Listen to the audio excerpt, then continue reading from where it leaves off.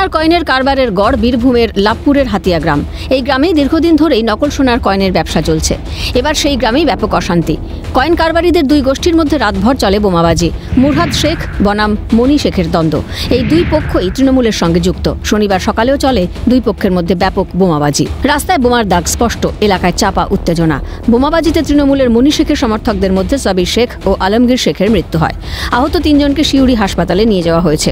বোলপুর এসডিপিওর নেতৃত্বে বিশাল পুলিশ এসে দেহ দুটি নিয়ে যায়। এলাকার পরিস্থিতি খতিয়ে দেখতে যান বোলপুরের অতিরিক্ত পুলিশ সুপার রানা মুখোপাধ্যায় ও আরও পুলিশ বাহিনী। এলাকায় চলে রুট মার্চ।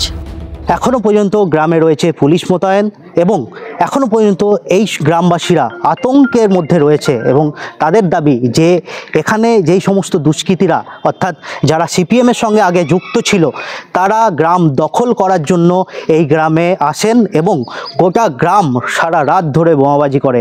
এইসব ব্যবসা করতো মানে মোর সোনা 2 নম্বরে সোনার ব্যবসা করতো, জাল সোনা ব্যবসা করতো। সেই গ্রামে পুলিশের একটা চাপ হতো, যারা ভালো লোক তাদের জন্য একটা বলতো আপনারা ঠিক করুন, হ্যান করুন, এইসব বলতো। পার্টির দিকে চাপ দিত।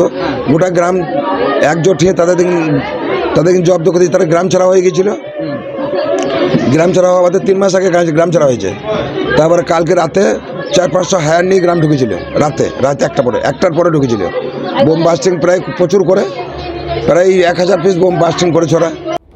গ্রামবাসীদের দাবি আগে এরা সিপিএম করত, এখন তারা তৃণমূলের সঙ্গে যুক্ত এবং নকল সোনার কারবারের ব্যবসার সঙ্গেও যুক্ত। দীর্ঘদিন ধরে গ্রাম ছাড়া ছিল। এবার শুক্রবার রাতে গ্রাম দখলের নামে তৃণমূলের মুরহাদ শেখের গোষ্ঠী। ওরা সব ওই নাজির ফাজির সব ছিল। ওরা নাজির মরুদের নেতৃত্ব হচ্ছে, মহিউদ্দিন, নাজির, ফিরোজ, জালু, ওরা সব ছিল, আব্দুল। ওরা সব সিপিএম পার্টি বিরুদ্ধে করেছিল, গ্রাম ছেড়ে পালাচ্ছিল। এখন গ্রাম দখল করার জন্য এরকম করেছে। হঠাৎ কাল রাতে সারা রাত বোম মেরেছে।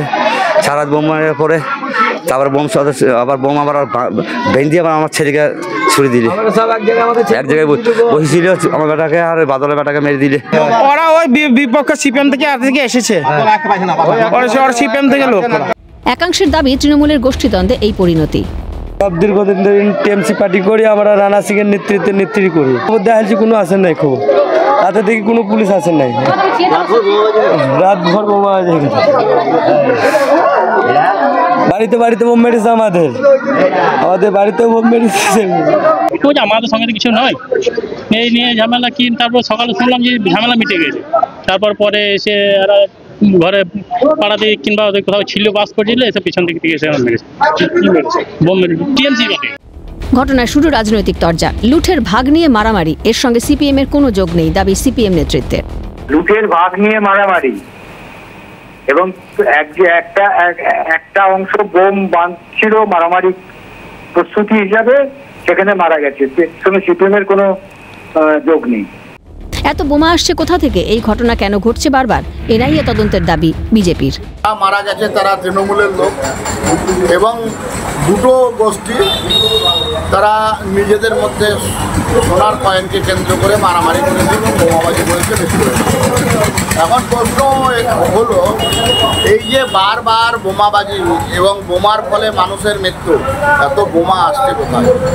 বীরভূম পুলিশ কোথায় যাচ্ছে?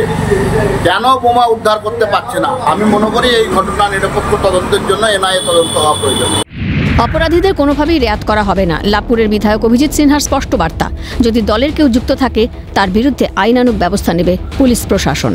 এই সমস্যার সমাধান পুলিশ করবে। আর আপনারা জানেন ওখানে বোমবাজি শুধু নয়, তার সঙ্গে ফলস কয়েন থেকে শুরু করে বহু রকম অসামাজিক কাজকর্ম এই 3-4টে থানা থেকে ক্রিমিনাল এসে করে। আমরা এর বিরুদ্ধে এবং দ্রুত পুলিশ ব্যবস্থা নিক এই আবেদন করব। এটাকে কোনো পক্ষ এর সঙ্গে যদি যুক্ত থাকে, সে যে রাজনৈতিক দলের লোক হোক না, যদি আমার দলের লোকও থাকে তার বিরুদ্ধে পুরো ব্যবস্থা নিই। তবে এটা সম্পূর্ণ সমাজবিরোধী কাজ। বোমা বাঁধতে গিয়ে এই ঘটনা, দাবি বোলপুরের অতিরিক্ত পুলিশ সুপারের। আমাদের এই হাতিয়া গ্রামটি আমরা এটা খুবই আমাদের পুলিশের নজরে থাকে। এটা খুব ক্রিমিনাল ইনভেস্টেড গ্রাম আছে, কারণ অনেক রকম বেআইনি অ্যাক্টিভিটি হয়, অনেক রকম ইলিগাল কাজ হয়, অনেক অনৈতিক কাজও হয়। তো তো এই যে ছেলেগুলো যারা মারা গেছে এদেরও আগে পুলিশের কেস ছিল, পুলিশের কাছে কেস কাভারি আছে, এবং আমার ধারণা এরা বোম বাঁধতে গিয়ে, যতটুকু প্রাইমারি মনে হচ্ছে আমাদের পিএম করলে পুরোটা ক্লিয়ার হবে, যে বোম নতুন করে বাঁধতে গিয়ে এদের বোম বিস্ফোরণ হয়ে এরা দুজনে মারা গেছে। ফলে আমাদের রেগুলার ধরা হয়, রেগুলার কিছুদিন চুপ থাকে, আবার নতুন করে শুরু হয়, আমরা আবার ধরপাকড় শুরু করি, স্ট্রং অ্যাকশন এবারও নেওয়া হবে। কারা কী করছিল, কারা বোম আনলো, কারা মশলা পাঠালো, কোন লোক ওখানে ছিল, কারা কারা ছিল, সবগুলোই বার করব। এদের ব্যাকগ্রাউন্ড খারাপ আছে, ফলে আমাদের ক্ষেত্রে কোনো অসুবিধা নেই। আমরা অল আউট অ্যাকশন হাতের দিকে প্রতিবারই যাই, কিন্তু আস্তে আস্তে এটা ডেভেলপ করছে, এমন না যে আগের মতোই আছে। আরও ক্রিটিক্যাল অ্যাকশন আমরা নেব, তখন দেখা যাবে যে এটা হয়তো কমবে তারপরে। এলাকায় দুষ্কৃতী রাজ চলছে, সামনেই বিধানসভা নির্বাচন, উত্তপ্ত হচ্ছে বঙ্গ রাজনীতি। পুলিশ প্রশাসন কি আদৌ তৎপর দুষ্কৃতী মোকাবিলায়? প্রশ্ন ওয়াকিবহাল মহলের। ভোলানাথ চক্রবর্তী ও অমরনাথ দত্তের রিপোর্ট, ক্যালকাটা নিউজ। গ্রামবাসীদের মধ্যে রয়েছে আতঙ্কের ছাপ, পাশাপাশি পুলিশ তদন্ত করছে যে এই বিষয়ে কারা যুক্ত, নাকি দলের সঙ্গে সম্পর্ক, নাকি অন্য কোনো। বীরভূমের লাভপুর থেকে অমরনাথ দত্ত, ক্যালকাটা নিউজ।